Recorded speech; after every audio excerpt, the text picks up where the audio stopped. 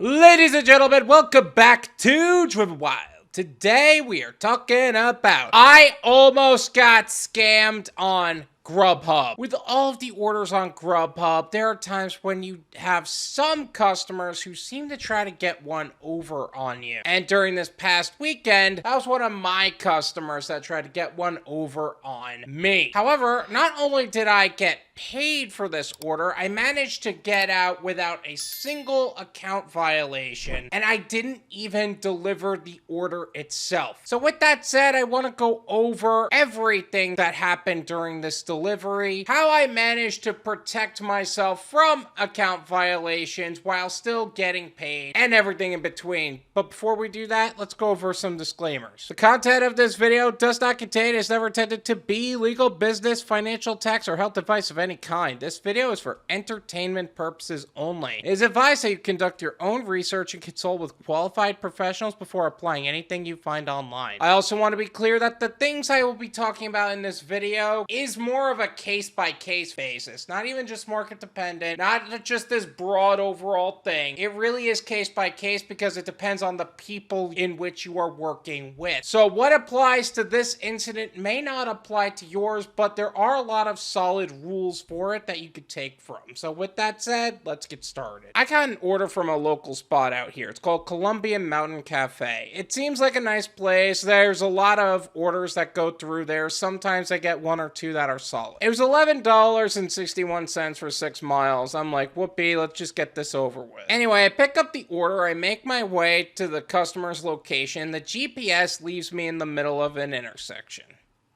Great. And I'm like, okay, we gotta do this the hard way now, because it didn't just tell me where I need to go if it was on the left and right. It just left me in the middle of the intersection. I look at the address and it says 1143 East Sunrise Boulevard. And I'm like, okay, cool. But I gotta turn around at this point because I had to pass the intersection because I can't just block traffic because I'm kind of lost. You know what I'm saying? I'm checking if I'm on the proper side of the road. Yes, I'm on the side with all the odd numbers on it. This is a very busy road, so I kind of have to go into the side road itself to kind of figure out where this place is. And it turns out the intersection was actually the location, because on the left side of me, you see 1145 East Sunrise Boulevard, and that's a Bank of America. Then you see 1139 East Sunrise Boulevard, and that's some other shop on a subject that I don't think has anything to do with anything. But obviously, the customer knew this was happening, so they would have left clear and concise instructions on how to find them, what business they're a part of, because, again, this is a busy road. There's a combination of apartments and businesses. Obviously, they left something that would help me find them, right? Business.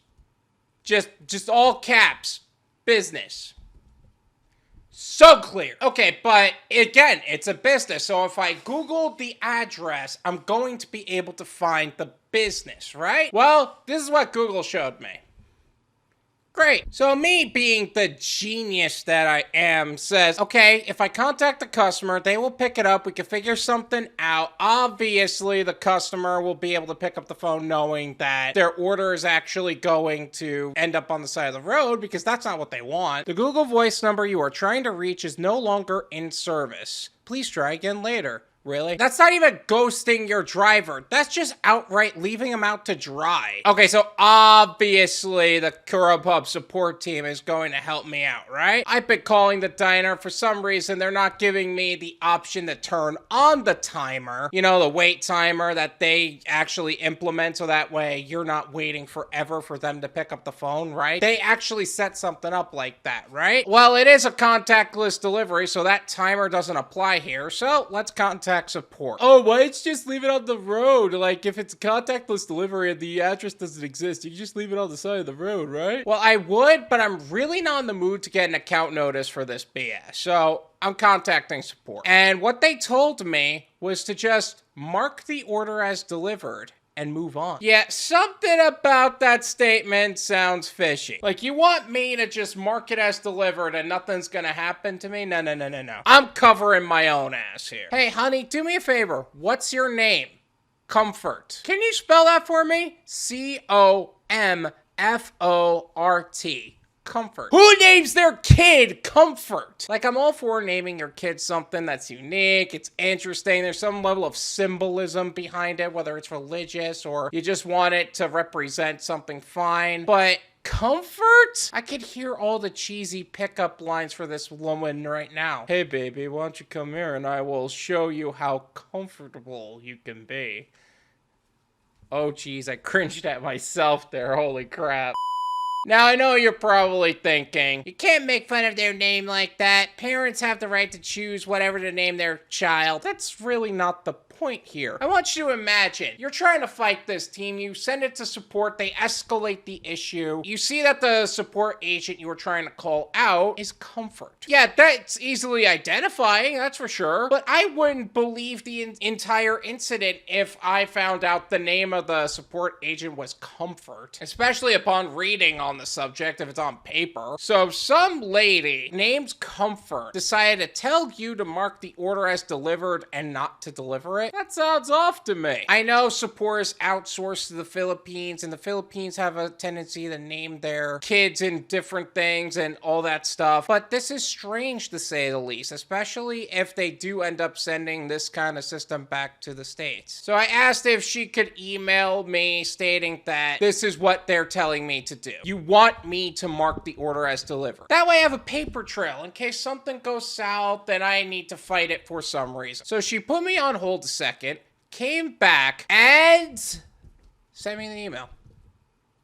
I know, right? She did her job. It's not I have to play some stupid game trying to get the right person on the phone. It's not like I have to play the transfer circle and call a supervisor, and it's actually a person that understood the assignment. Unbelievable. So I marked the order as delivered. I go throughout my day while her order was sitting between the two businesses.